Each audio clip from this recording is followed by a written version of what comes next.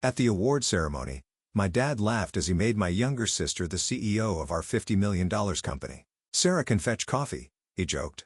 They had no clue I had already built something that would make them regret those words. The crystal chandelier sparkled overhead as I stood in the back of our company's grand ballroom, watching my father approach the podium. My heart pounded against my ribs, though I kept my expression carefully neutral. After 15 years of working my way up from the warehouse floor, surely today would be different. Surely, they'd finally see me. "Welcome everyone to Meditex's 30th anniversary celebration." My father's voice boomed through the speakers. "Today marks not just 3 decades of innovation in medical device manufacturing, but a new chapter in our family's legacy." I shifted in my designer suit, the one I'd splurge on specifically for this occasion, and try to ignore the knowing looks from our board members. They've been whispering about this moment for weeks ever since my sister Olivia had returned from her 2-year finding herself trip around Europe with a sudden interest in the family business. "As many of you know," my father continued, "I've been considering the future of Meditex's leadership. This company was built on family values, on trust, on natural talent." He paused, his eyes scanning the crowd before deliberately skipping over me. "And today, I'm thrilled to announce that talent has come home." My stomach dropped. No. This couldn't be happening. "Please join me in welcoming Meditex's new CEO, my daughter, Olivia Parker." The room erupted in applause as my 26-year-old sister practically bounced onto the stage, her perfectly styled hair catching the light. She hadn't spent a single day working in our company, hadn't attended a single board meeting, hadn't even finished her business degree before dropping out to discover herself in Bali. Meanwhile, I'd spent the last 15 years building our international division from the ground up, increasing our revenue by 300%, and establishing partnerships with the top hospitals in Asia. I'd worked 80-hour weeks, sacrificed my personal life, and earned an MBA with honors, all while being told I needed more experience before taking on leadership roles. "Speech, speech," the crowd chanted, and Olivia giggled into the microphone. "Oh gosh, I'm so honored," she gushed. "When Daddy called me in Paris last month and said it was time for me to take my rightful place, I just knew it was destiny." I felt bow rise in my throat. Last month, she'd been appointed last month while I was in Singapore closing our biggest deal to date. A server appeared at my elbow holding out a small card. "Your new business cards, Miss Parker." I took the card with trembling fingers, already knowing what I find. Sure enough, beneath our company logo and my name was my new title, Administrative Support Staff. "Don't worry, Sarah." My father's voice made me jump. I hadn't even noticed him approach. "Olivia will need someone to handle the day-to-day details while she focuses on the big picture. You've always been good with paperwork." The dismissal in his tone made my blood boil. 15 years of dedication reduced to fetching coffee and filing reports for my younger sister who couldn't tell a balance sheet from a birthday card. "Congratulations." I managed to say, my voice steady despite the storm raging inside me. "I'm sure Olivia will do great things for the company." My father's eyes narrowed slightly at my calm tone. He expected tears, pleading, maybe even a public scene. That's what Olivia would have done, but I wasn't Olivia. "Just remember your place," he said quietly. "Don't make this difficult." I smiled, thinking of the encrypted laptop in my home office and the countless nights I'd spent preparing for exactly this moment. "I wouldn't dream of it." He nodded, apparently satisfied, and turned away to rejoin the celebration. He didn't notice me slipping my phone from my pocket, didn't see me send the pre-written text. "Plan Phoenix is a go." Within seconds, my phone buzzed with responses from key contacts across Asia. Hospital administrators, suppliers, research partners. All the relationships I carefully cultivated over the years. All the contracts that were technically signed with my personal consulting company rather than Meditech directly. Another buzz. This one from James Chen, my old mentor from business school, who now ran the largest venture capital firm in Singapore. "Documents received. Board meeting tomorrow at 9 a.m. Everything's ready." I took one last look around the ballroom. Olivia was holding court near the champagne fountain, already talking about redecorating the executive office. My father was beaming proudly beside her, probably relieved he finally found a way to keep his favorite daughter close to home. The board members were clustered in small groups, some looking concerned about the future of their investments, others too afraid of losing my father's favor to speak up. None of them had any idea what was coming. I'd spent the last 5 years building a parallel company in Asia using my knowledge of the industry and my extensive network to create something revolutionary. While everyone at Meditech thought I was just managing our Asian partnerships, I was actually developing next-generation medical devices that would make our current product line obsolete. Every late night, every missed holiday, every condescending comment from my father about needing to prove myself, it had all been leading to this moment. I'd known deep down that they'd never see me as more than the reliable daughter, the backup plan, the one who would silently support Olivia's inevitable ascension to the throne. So I'd built my own kingdom. Tomorrow, while Olivia was probably nursing a champagne hangover and planning office furniture upgrades, I would be announced as the CEO of Phoenix Medical Technologies, backed by $500 million in venture capital and strategic partnerships with the top 5 hospital groups in Asia. My phone buzzed again.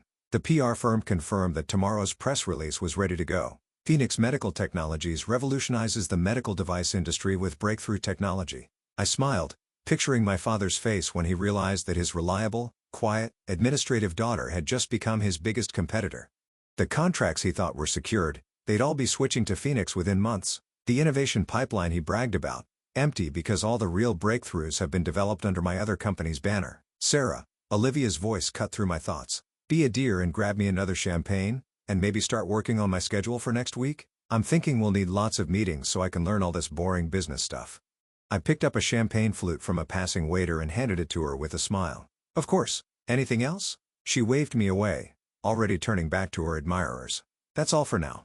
Oh, and maybe start cleaning out your office? I think I want to use that space for a meditation room. Don't worry, I said softly, more to myself than to her. I won't be needing that office anymore. As I walked out of the ballroom, head held high, I felt lighter than I had in years. Tomorrow, everything would change. Tomorrow, they've learned that the daughter they had underestimated had quietly built an empire of her own. My phone buzzed one final time. A message from my assistant at Phoenix. Shanghai Stock Exchange confirmed. IPO filing complete. Game on. The next morning, I arrived at the office early dressed in my sharpest suit. The cleaning crew was still erasing evidence of last night's celebration, and the lobby was quiet except for the jangle of computers starting up for the day. I walked to my soon-to-be former office, taking in the familiar sight of the awards I'd won for Meditech displayed on the walls. Sales excellence, innovation leadership, international business development, all achievements that had somehow never been quite good enough for my father. My assistant, Jenny, was already at her desk. She was one of the few people who knew about Phoenix, having helped me manage both roles for the past 3 years. Everything's ready, she said quietly, handing me a stack of papers. The press release goes live in 30 minutes. Your resignation letter is on top. I nodded, scanning the letter one last time. It was polite, professional, and gave no hint of what was about to happen. Has Olivia arrived yet? Ginny smirked. No, but she called to say she'll be in around 11. She's having a creative breakfast to brainstorm new company colors. Perfect. I gathered my personal items, just a small box, as most of my real work had been done from my home office for years. You know what to do next? She nodded, already packing up her own things. My resignation goes in right after yours. I start at Phoenix's Singapore office next week. I smiled, grateful for her loyalty. First-class tickets are booked. You'll love the apartment we've arranged. As I walked toward my father's office, I passed the conference room where the board meeting would be held in a few hours. They'd be gathering to discuss Olivia's vision for the company's future. By then, Phoenix's announcement would have hit the news, and Meditech stock would be in freefall. My father was already at his desk, reading through some papers with a frown. He looked up as I entered, his expression darkening slightly. Sarah, I hope you're here to tell me you've accepted your new role. I placed my resignation letter on his desk. Actually, I'm here to tell you I'm leaving. He barely glanced at the letter. Don't be dramatic. Where else would you go? This company is your life. No. I said calmly. This company was your life. I've built something else. Before he could respond, his computer chimed with a news alert, then another and another. I watched as he clicked on the first link, his face draining of color as he read the headline. Phoenix Medical Technologies announces revolutionary new product line backed by $500 million investment. His eyes scanned the article growing wider as he reached the part about the CEO, my name, my photo, my company. What have you done? You whispered. I built something of my own, I replied. Something better than what you've built here. Those partnerships in Asia you were so proud of, they're moving to Phoenix. Those innovations you've been promising shareholders, they're going to be launched under my banner. He stood up so quickly his chair crashed against the wall. You stole from us. You use our contacts, our resources. No, I cut him off. I use my contacts, my resources. Everything was done legally, ethically, and completely separately from Meditech. Check the contracts if you don't believe me. Your lawyers will find everything in order. His face was turning purple with rage. I'll sue you. I'll destroy you. You'll do nothing, I said firmly. Because any attack on Phoenix will only expose how badly you've mismanaged Meditech, how you appointed an unqualified CEO based on favoritism rather than merit, how you drove away your most experienced executive because you couldn't see past your own bias. The truth of my words hit him like a physical blow. He sank back into his chair, suddenly looking older than his years. "Why?" he asked finally. "Why didn't you just tell me?" I laughed, but there was no humor in it. "Would you have listened? When have you ever really listened to me?" As if on cue, Olivia burst into the office, her face pale. "Daddy, have you seen the news? Everyone's calling about some company in Asia. They're saying our stock is crashing." I picked up my box of belongings and headed for the door. "Good luck with everything, Olivia. I'm sure you'll figure it out eventually." "Wait," my father called as I reached the doorway. "You can't just leave. We're family." I turned back one last time, meeting his eyes steadily. "You're right, we are family, and families are supposed to support each other, believe in each other, see each other's value. Let me know when you're ready to do that." Then I walked out, head held high, leaving behind the sound of Olivia's panicked questions and my father's heavy silence. Outside, a sleek black car was waiting to take me to the airport. My new board of directors was expecting me in Singapore, and I had an empire to run. 6 months after my departure from Meditech, I stood at the floor-to-ceiling windows of my Singapore office watching the sunset paint the skyline in shades of gold and pink. The view still took my breath away, though not as much as the latest financial report sitting on my desk. Phoenix Medical Technologies had exceeded even my most optimistic projections. Our innovative product line was revolutionizing patient care across Asia, and expansion into European markets was ahead of schedule. The company's valuation had tripled since our IPO, while Meditech's stock had plummeted by 60%. My assistant's voice came through the intercom. "Miss Parker, your sister is trying to reach you again. That's the 5th call today." I sighed, running a hand through my hair. "Thank you, Jenny. Still no need to put her through." The calls had started about a month ago, growing increasingly frequent as Meditech's situation worsened. First, it was my father's lawyers with thinly veiled threats of litigation, then King the board members trying to gauge if a merger might be possible. Now it was Olivia, probably realizing that running a multinational corporation required more than just creative breakfasts and meditation rooms. My phone buzzed with a text from James Chen, my mentor and now chairman of Phoenix's board. "CNN interview went perfectly. You're trending on Twitter. #female founder, #business genius." I smiled, remembering how nervous I've been about going public with my story. But James had been right. People were fascinated by the narrative of the underestimated daughter who quietly built her own empire. Business magazines couldn't get enough of the David versus Goliath angle, though in this case, David had a Harvard MBA and 15 of industry experience. Another buzz, this time an email from Meditech's largest hospital client in Japan. "Contract termination confirmed. Looking forward to continuing our relationship with Phoenix." I hadn't actively poached any of Meditech's clients. I didn't need to. They were coming to us on their own, drawn by our superior technology and more innovative approach. Each defection was another crack in my father's carefully constructive world, another reminder of his fatal mistake in underestimating me. "Miss Parker?" Jenny's voice again.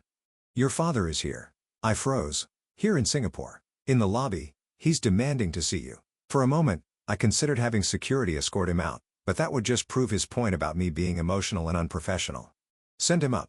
I moved to my desk, deliberately arranging myself to project confidence and control. The office helped sleek, modern, with views that made Meditech's headquarters look provincial in comparison. When my father walked in, he looked smaller somehow. The past 6 months had aged him, adding gray to his temples and lines around his eyes.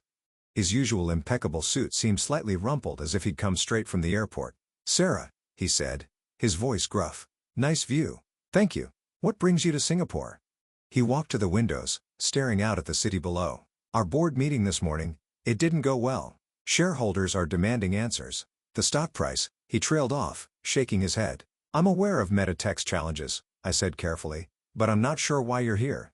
He turned to face me, and for the first time in my life, I saw something like respect in his eyes. "I underestimated you. We all did what you've built here." He gestured around that office. "It's remarkable." "Thank you," I replied, keeping my voice neutral. "But that doesn't answer my question." He pulled a folder from his briefcase, placing it on my desk. "We want to propose a merger. Phoenix would be the parent company, of course. You'd have complete control." I opened the folder, scanning the terms. They were surprisingly generous, desperate even. "And Olivia, she resigned last week, said she needed to find herself again." He almost smiled. "Apparently, running a company involves too many spreadsheets and not enough meditation." Despite everything, I felt a twinge of sympathy. This couldn't be easy for him, coming to his scorned daughter, hat in hand, asking her to save the company he'd built. "The merger would make sense," he continued. "Combined resources, expanded market share, we could be stronger together than apart." I stood up, walking to the window to gather my thoughts. Below, Singapore's business district buzzed with energy, a testament to the new world of opportunities I've discovered beyond Meditech's shadow. You know what I remember most about working at Meditech? I asked, not turning around. Not the late nights or the deals or even the constant struggle for recognition. I remember sitting in board meetings, watching you beam with pride every time Olivia stopped by to share her latest adventure. She'd interrupt important discussions to show photos from her travels, and you'd act like she was presenting groundbreaking market research, Sarah. Meanwhile, I continued, I was actually doing the market research, building the partnerships, creating the innovations that kept the company growing. But that was just paperwork to you. Details, nothing worthy of real pride. He was quiet for a long moment. I was wrong. Yes, you were. I turned to face him. And now you want me to save you, to merge my success with your failure and pretend none of it happened. We're still family, he said quietly. Are we? Because families support each other. They recognize each other's worth. They don't spend years dismissing one child's achievements while celebrating another's basic existence. He sank into one of my visitor chairs, suddenly looking every bit his age. What do you want me to say? That I failed you. That I was blind. That watching you outmaneuver me was the wake-up call I needed. I don't want you to say anything, I replied. I want you to understand something. Phoenix isn't just a company to me. It's proof that I didn't need your approval to succeed, that all those years of being underestimated only made me stronger. I picked up the merger proposal, holding it out to him. I won't merge with Meditech. Not now, not ever, but I will offer to buy your most valuable patents at a fair price. You can use that money to restructure, to start fresh with a new focus. Maybe even build something worthy of the daughter you still have. He took the folder, his hands trembling slightly. And what about us? Can we start fresh too? I sat back down at my desk, thinking of all the family dinners I'd endured, all the achievements that had gone unrecognized, all the times I've been told to support Olivia's dreams while setting aside my own. That depends, I said finally. Are you ready to see me for who I really am? Not just the reliable daughter, not just the one who handles the paperwork, but a leader in my own right? He nodded slowly, a mix of regret and pride crossing his face. I already do. Everyone does now. You've made sure of that. As he stood to leave, he paused at the door. For what it's worth, your mother would have been proud. She always said you had a quiet strength that would surprise us all someday. After he left, I stayed at my desk for a long time, watching the city lights come alive as darkness fell. My phone buzzed with updates about Phoenix's latest successes, but for once, I wasn't thinking about business. I was thinking about strength, about family, and about the different ways we prove ourselves in the world. Some people like Olivia made noise and demanded attention. Others like me built empires quietly, letting success speak for itself. My father had finally learned to listen. The question was I ready to start speaking again? 3 months after my father's visit to Singapore, I found myself back in Boston for the annual Healthcare Innovation Summit. Phoenix was being honored with the Industry Disruptor Award, and I was scheduled to deliver the keynote speech. Standing in my hotel room, adjusting my earrings in the mirror, I couldn't help but appreciate the irony. A year ago, I had been relegated to fetching coffee at MediaTek's award ceremony. Now I was headlining the industry's most prestigious event. My phone buzzed with a text from Olivia. Can we meet for coffee before your speech, please? I hesitated. Since her resignation from Meditech, Olivia had been reaching out regularly. Her messages ranging from angry accusations to tearful apologies. But something about this one felt different, simpler, more genuine. Four Seasons Lobby Cafe, 9 a.m., I replied. I had 2 hours before my keynote, and maybe it was time to hear what my sister had to say. When I arrived at the cafe, Olivia was already there, fidgeting with a paper napkin. She looked different, less polished, more real, gone were the designer clothes and perfectly styled hair. Instead, she wore jeans and a simple sweater, her hair pulled back in a casual ponytail. You look good, I said, sliding into the chair across from her. She managed a small smile. You look amazing. I saw your Forbes cover last week. The Silent Strategist, how Sarah Parker built a billion-dollar empire while no one was watching. That wasn't my chosen headline. I admitted, ordering a coffee. The media loves the whole underdog narrative, but it's true, isn't it? Olivia leaned forward. You built something extraordinary while we were all too self-absorbed to notice. I studied her face, looking for the manipulation I had grown accustomed to, but found only sincerity. Why did you want to meet Olivia? She took a deep breath. I've been in therapy after everything. It's been eye-opening looking back at our family dynamics, how Dad always pitted us against each other, how I bought into the role of the golden child without ever questioning the cost. And what cost was that? Our relationship, she said quietly, your chance to be seen and valued. My opportunity to actually earn something on my own merit. Dad did us both a disservice, didn't he? I felt something tight in my chest begin to loosen. Yes, he did. When I resigned from Meditech, Olivia continued, everyone assumed I had failed, but the truth is I was relieved. Being CEO was never my dream. It was Dad's dream for me. I spent so many years trying to be what he wanted that I lost sight of who I actually am. And who is that? I asked, genuinely curious. She smiled, reaching into her bag. Remember when we were kids before Mom died? How we used to put on plays in the backyard? She pulled out a playbill from a small community theater. I've been doing local theater. Small parts, nothing glamorous. But for the first time in my life, I feel like I'm pursuing something because I love it, not because someone else expects it of me. I picked up the playbill, reading her name in the cast list. Lead role in The Glass Menagerie. That's hardly a small part. Opening night is next month, she said, hesitating. I know we have a lot to work through, but I'd really love it if you could come. Before I could respond, my phone buzzed with a reminder about Pacino. I have to go, I said, standing up. The speech. Of course, Olivia stood too. I watched your TED Talk, by the way, the one about authentic leadership and